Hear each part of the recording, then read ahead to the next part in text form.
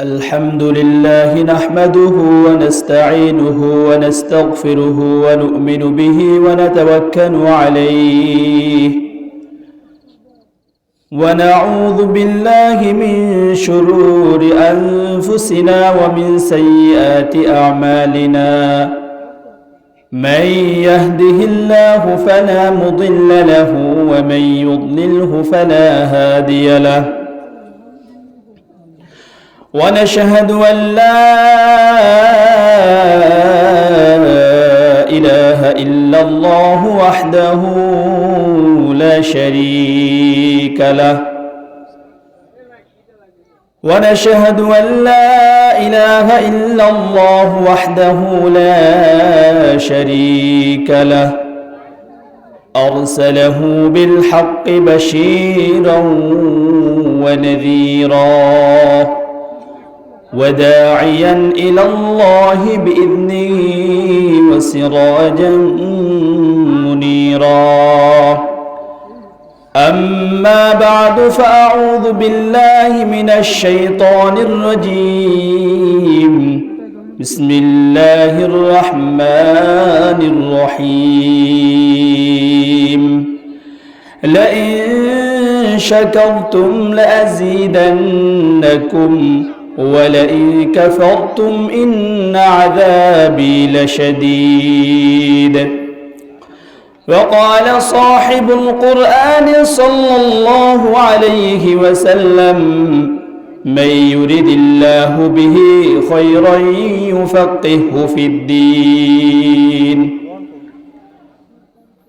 صدق الله المولانا العظيم وصدق رسوله النبي الأمي الكريم ونحن على ذلك من الشاهدين والشاكرين اللهم صل على محمد وعلى آل محمد كما صليت على إبراهيم وعلى آل إبراهيم إنك حميد مجيد اللهم بارك على محمد وعلى آل محمد كما باركت على إبراهيم وعلى آل إبراهيم إنك حميد مجيد الحمد لله মহান আল্লাহ পাক রব্বুল আলামিনের দরবারে অসংখ্য অগণিত শুকরিয়া যে আল্লাহ পাক রব্বুল আলামিন আমাদেরকে হাজারো মানুষ থেকে যাচাই বাছাই করে এরকম একটা বরকতময় মুবারকময় মজলিসে আসার বসার তৌফিক দান করেছেন। এজন্য আমরা সকলেই রব্বে কারীমের দরবারে দিল থেকে আবেগের সঙ্গে ভক্তি সহকারে উচ্চ কণ্ঠে শুকরিয়া আদায় করি আলহামদুলিল্লাহ। সম্মানিত উপস্থিতি, এই পৃথিবীর বুকে কোনো মানুষ চাইলেই ভালো কাজে অংশগ্রহণ করতে পারে না, বরং আল্লাহ পাক রব্বুল আলামিন যাকে ভালো কাজ করার সুযোগ করে দেন, যাকে তৌফিক দান করেন, সেই মানুষটাই ভালো কাজে অংশগ্রহণ করতে পারে। এই যে আজকে আমরা যে এই কোরআন ও হাদিসের মাহফিল আসতে পেরেছি, এটা আমাদের জন্য আল্লাহর পক্ষ থেকে বিরাট বড় ইহসান আর মেহেরবানি। আল্লাহ পাক অনেক বেশি অনুগ্রহ করেছেন বিধায় আজকে আমি এখানে বসতে পেরেছি। আল্লাহু আকবার। আল্লাহ পাক আমাদেরকে অসংখ্য নিয়ামত দান করেছেন, অসংখ্য অগণিত। আজকের পৃথিবী অনেক বেশি উন্নত, বিজ্ঞান আজকে আমাদেরকে অনেক আবিষ্কার দেখিয়েছে, যেই আবিষ্কারগুলো দেখে আমরা হতভম্ব হয়ে যাই, বিস্মিত হয়ে যাই। কিন্তু এত উন্নত হওয়া সত্ত্বেও বিজ্ঞান আমাদেরকে এমন কোন কম্পিউটার, এমন কোন প্রযুক্তি, এমন কোন টেকনোলজি দিতে পারে নাই যেই কম্পিউটার টেকনোলজি আমাদেরকে বলে দিবে যে আমাদের মালিক আমাদেরকে এতগুলো নিয়ামত দান করেছেন। কারণ আল্লাহ পাক রব্বুল আলামিন কোরআনে বলতেছেন, ওয়া ইন তাউদ্দু নি'মাতাল্লাহি লা তুহসুহা। আল্লাহ পাক রব্বুল আলামিন বলতেছে, বান্দারে আমি যে তোমাদেরকে নিয়ামত দান করেছি, আমি মালিক তোমাদেরকে যেই সমস্ত নিয়ামত দান করেছি,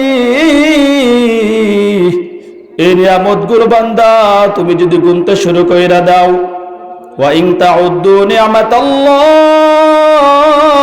লা তুহসুহা, বান্দা গুনতে গুনতে তোমার দিন শেষ হয়ে যাবে, রাত শেষ হয়ে যাবে, হায়াত শেষ হয়ে যাবে, কিন্তু আমি মালিক যে তোমাদেরকে অগণিত অসংখ্য নিয়ামত দান করেছি, এই নিয়ামত তুমি বান্দা কোনোদিন গুইনা শেষ করতে পারবা না। তো আল্লাহ পাক আমাদেরকে অসংখ্য অগণিত নিয়ামত দান করেছেন। এই অসংখ্য অগণিত নিয়ামতের মধ্যে থেকে আল্লাহর পক্ষ থেকে বান্দার জন্য সব থেকে শ্রেষ্ঠ, দামি, মূল্যবান নিয়ামত হলো আল্লাহর পক্ষ থেকে বান্দা হিদায়াত প্রাপ্ত হওয়া, সঠিক পথ প্রাপ্ত হওয়া। আর এই সঠিক পথ, এই হিদায়াত পাওয়ার মাধ্যম আল্লাহ পাক অনেকগুলি রেখেছেন। তার মধ্যে একটা মাধ্যম হলো কোরআন হাদিসের বয়ান শোনা, এই মাহফিলে উপস্থিত হওয়া। তো আল্লাহ পাক আমাদেরকে ভালোবেসে, পছন্দ করে, যাচাই বাছাই করে সব থেকে দামি, মূল্যবান নিয়ামত দেওয়ার জন্য আল্লাহ আমাদেরকে এখানে নিয়ে এসেছেন। এটা আল্লাহর পক্ষ থেকে আমাদের জন্য অনেক বড় নিয়ামত। কথা কোন ঠিক না? কিন্তু দুঃখের বিষয় হলো যে দুনিয়ার কোনো নিয়ামত লাভ করার পরে যদি দামি একটা গাড়ি কিনতে পারি, ভালো একটা চাকরি হয়, ভালো একটা বাড়ি করতে পারি, যেভাবে আমরা আল্লাহর শুকরিয়া আদায় করি, আজকে মাহফিলে আসতে পেরে কিন্তু আমরা ওইভাবে শুকরিয়া আদায় করি না। কথা বলেন ঠিক কিনা? অথচ পৃথিবীর মধ্যে সব থেকে দামি নিয়ামত হলো আল্লাহর পক্ষ থেকে বান্দার জন্য হিদায়াত প্রাপ্ত হওয়া। কারণ হিদায়াত আল্লাহর পক্ষ থেকে এমন একটা নিয়ামত, যে হিদায়াত পৃথিবীর কোনো মানুষের কাছে নাই। মানুষ তো দূরের কথা, কোন নবী রাসূলও চাইলেই কাউকে কোনোদিন হিদায়াত দিতে পারেন না। হিদায়াতের মালিক একমাত্র আল্লাহ পাক। এজন্য আমরা মাহফিলে আসতে পেরেছি, আল্লাহর শুকরিয়া আদায় করার দরকার আছে না নাই? কথা বলেন, কম না বেশি?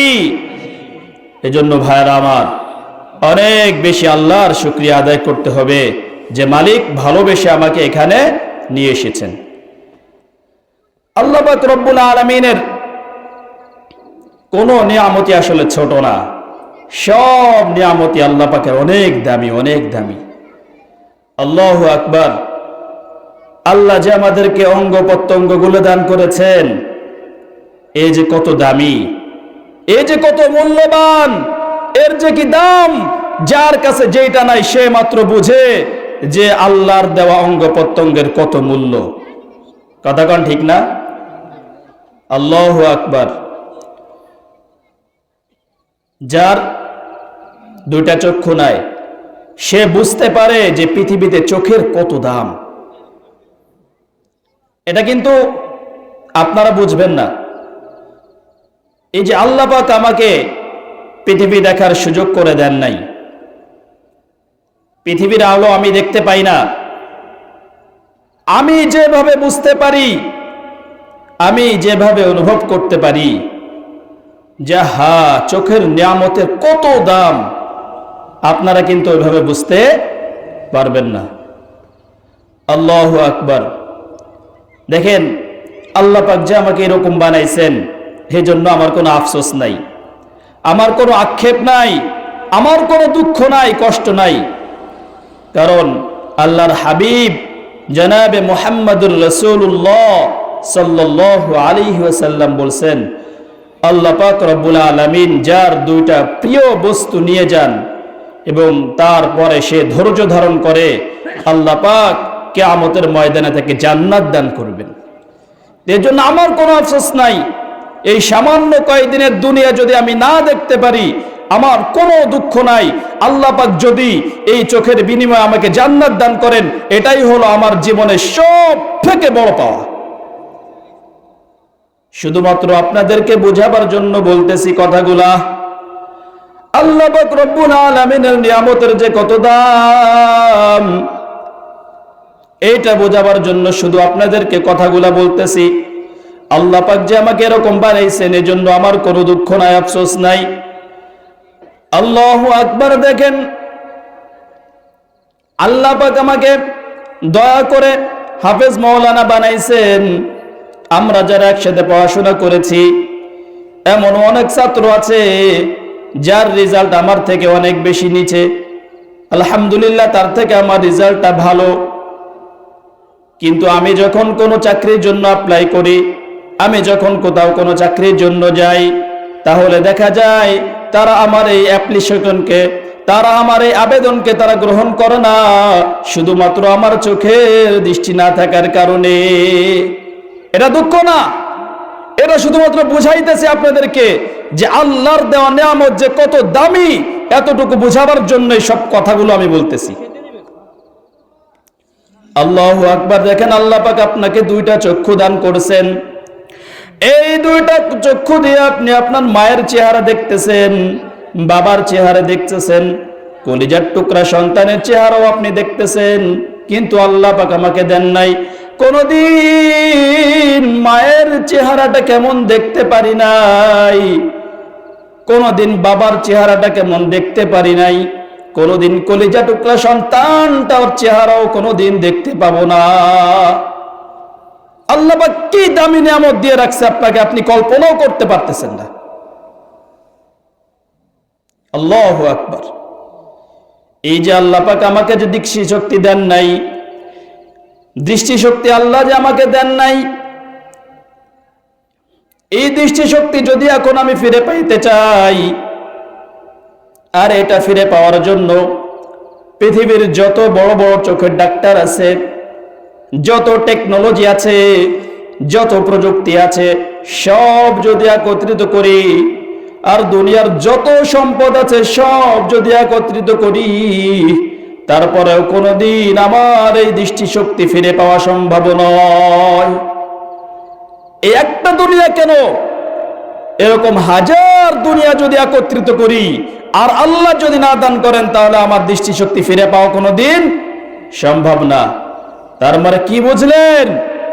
আল্লাহ পাক যে দুইটা চোখের নিয়ামত আপনাকে দান করছেন, এই দুইটা চোখের নিয়ামত, এই দুইটা চোখের নিয়ামতের মূল্য এরকম হাজার পৃথিবী থেকেও বেশি। আল্লাহু আকবার। কোনদিন কল্পনা করছি?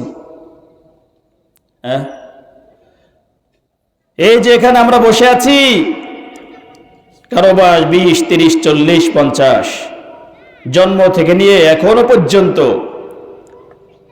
আল্লাহর দেওয়া নিয়ামত দিয়ে পৃথিবী দেখতেছি। আল্লাহকে কোনোদিন এজন্য 2 টাকা আমরা দিয়েছি? এই কথা বলেন। আল্লাহ কোনদিন চেয়েছে আমাদের কাছে?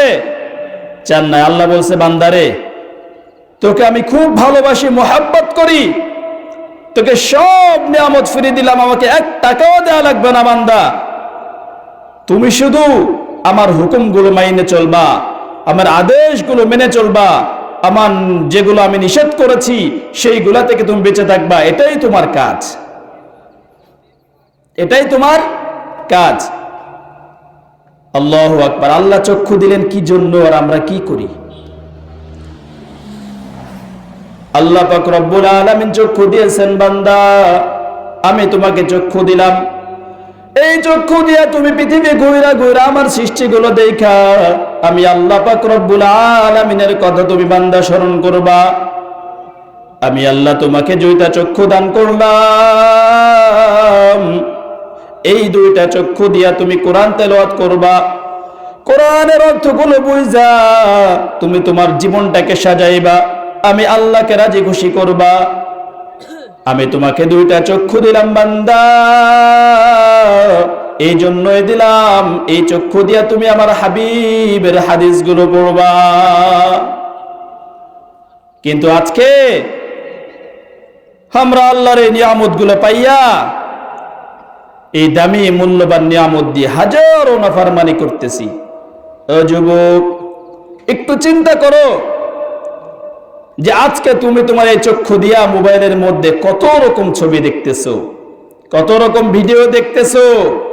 একটাবার ভাবো নাই যে আমি যে আল্লাহর নাফরমানি করতেছি, আল্লাহ যদি চান তাহলে তো এক মুহূর্তের মধ্যেই আমার দৃষ্টি শক্তি নিয়ে যেতে পারেন। কি বলেন, আল্লাহ পারে কি পারে না? কিন্তু আমরা একটাবার ভাবি যে আল্লাহ আমাকে দৃষ্টি শক্তি দিয়েছেন, আর আল্লাহর দেওয়া দৃষ্টি শক্তি দিয়ে আমি আল্লাহর নাফরমানি করতেছি। দিনের পর দিন, রাতের পর রাত, ঘন্টার পর ঘন্টা আমি আল্লাহর নাফরমানি করতেছি, কিন্তু মালিকের এত দয়া, এত মায়া যে মালিক কোনোদিন আমার দৃষ্টি শক্তি এক সেকেন্ডের জন্য বন্ধ করে না। সুবহানাল্লাহ। আল্লাহর কি দয়া, আল্লাহর কি মায়া আমাদের জন্য দেখছেন। এভাবে প্রতিটা অঙ্গ প্রত্যঙ্গের অনেক বেশি মূল্য, অনেক বেশি দাম, অনেক বেশি মূল্য, অনেক বেশি দাম। এই জন্য আল্লাহ আমাদেরকে যে অঙ্গ প্রত্যঙ্গগুলো দিয়েছেন, সবাই আমরা এগুলাকে আল্লাহর নির্দেশ অনুযায়ী, আল্লাহর আদেশ অনুযায়ী ব্যবহার করার চেষ্টা করব। প্রতিটা জিনিসই আমার কাছে নিয়ামত, প্রতিটা জিনিসই আমার কাছে অনেক বেশি মূল্যবান। আল্লাহু আকবার। যুবক, রাত যখন গভীর হয়ে যায়, যখন সবাই ঘুমিয়ে পড়ে, যখন তুমি একা সব কিছু বন্ধ করে আল্লাহর নাফরমানির মধ্যে লিপ্ত, আমার আল্লাহ পাক তোমাকে দরজার নিচ দিয়ে বাতাস, অক্সিজেন পৌঁছে দিয়ে তোমাকে বেঁচে থাকার সুযোগ করে দিচ্ছেন। আমার মালিকের দয়া একটাবার একটু চিন্তা করো। ও যুবক, তুমি মনে করতেছো আমি গুনাহ করতেছি, আমার এই গুনাহ বুঝি কেউ দেখে না। না না, আজকে খুব ভালো করে শুনে রাখো, তুমি যখন একটা গুনার মধ্যে লিপ্ত হচ্ছ, তোমার এই গুনাহটার সাক্ষী চারটা জিনিস হচ্ছে। কয়টা জিনিস? এই বলেন কয়টা জিনিস? যুবকরা আমরা সবাই খুব ভালো করে মনে রাখবো।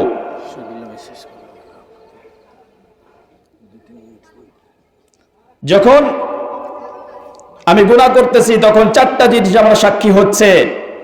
এক নাম্বার হলো আমার অঙ্গ প্রত্যঙ্গ, দুই নাম্বার হলো আমার ত্বক চামড়া, তিন নাম্বার হলো ফেরেশতা যারা দুই কাঁধে আছে, যারা আমলনামা লিখতেছে তারা, আর চার নাম্বার হলো আমার মালিক। এজন্য কখনো এই কথা ভাবার সুযোগ নাই যে আমি গুনাহ করতেছি, কেউ বুঝি দেখে না। এজন্য সংক্ষেপে কথা বলে যাই। ভাইরা আমার, মা বোনেরা যারা এসেছেন সবার কাছে শেষে একটা কথা বলে যাই। এই মাহফিল থেকে যখন আজকে বাড়িতে ফিরবেন, বাড়িতে ফিরে একটা কাজ করবেন। গভীর রাতে যখন বাড়িতে ফিরবেন, সবাই তো ঘুমায়া যাবে। আল্লাহু আকবার। আপনি ঘরের একটা কোণে একটা জায়নামাজ বিছায়া মালিকের সামনে দাঁড়ায়া যান, 2 রাকাত নামাজ পড়ে আপনার জীবনে যত গুনাহ করেছেন সব গুনার জন্য তওবা করেন। মনে করতেছেন সময় আছে, না না পরে করব, কোনো সময় নাই। আল্লাহ বলতেছেন ইযা জাআ আজালুহুম লা ইস্তাখিরুনা সাআতাও ওয়া লা ইস্তাকদিমুন। মৃত্যু যেই টাইমে আসার সেই টাইমে আসবে, 1 সেকেন্ড আগেও আসবে না, 1 সেকেন্ড পরেও আসবে না। এজন্য মৃত্যু কার কখন আসবে জানা নাই। এজন্য সবার কাছে রিকোয়েস্ট করে যাই, অনুরোধ করে যাই, আজকেতেই বাড়িতে গিয়ে আল্লাহর কাছে খাটিয়ে দিলে তওবা করে সব গুনাহ থেকে ফিরে আসেন। কারণ মৃত্যু এমন একটা কঠিন বাস্তবতা যেটা আপনার সব ভালোবাসার সম্পর্ক, মায়ার, দয়ার, স্নেহ, আদর যত সম্পর্ক আছে সব সম্পর্ককে ছিন্ন বিচ্ছিন্ন করে দিয়ে যায়। এই মৃত্যু এমন একটা কঠিন শব্দ যেটা আপনার থেকে সব ক্ষমতাকে ছিন্ন করে নিয়ে যায়। এমনকি আপনি যেই নামে পুরা মানুষের কাছে পরিচিত হইলেন, ছোট্টবেলা থেকে মানুষ আপনাকে যেই নামে চিনে সেই নাম ধরেও মৃত্যুর পরে আর কেউ কোনোদিন ডাকবে না। মৃত্যুর পরে সবাই আপনাকে কি বলে ডাকবে? লাশ। কি বলে ডাকবে? লাশ। এজন্য সর্বশেষ কথা, একদিন আমরা পৃথিবী থেকে সবাই চলে যাব। মরে যাওয়ার পরে সব আমার আমল বন্ধ হয়ে যাবে। শুধুমাত্র 3টা জিনিস, 3টা আমল যদি আমি করে যাই তাহলে সেটা আমার মরার পরেও চালু থাকবে।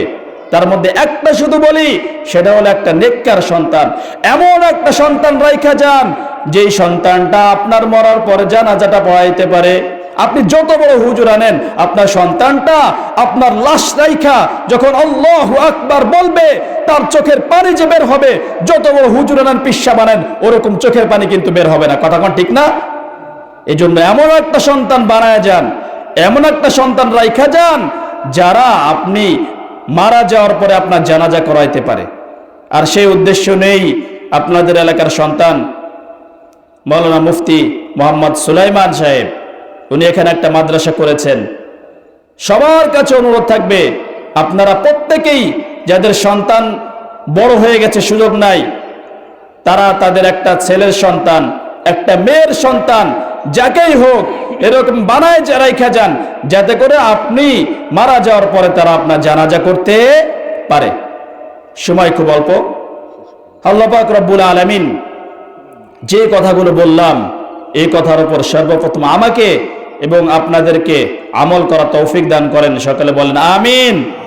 ওয়া আখিরু দাওয়ানা আনিল হামদুলিল্লাহি রাব্বিল আলামিন।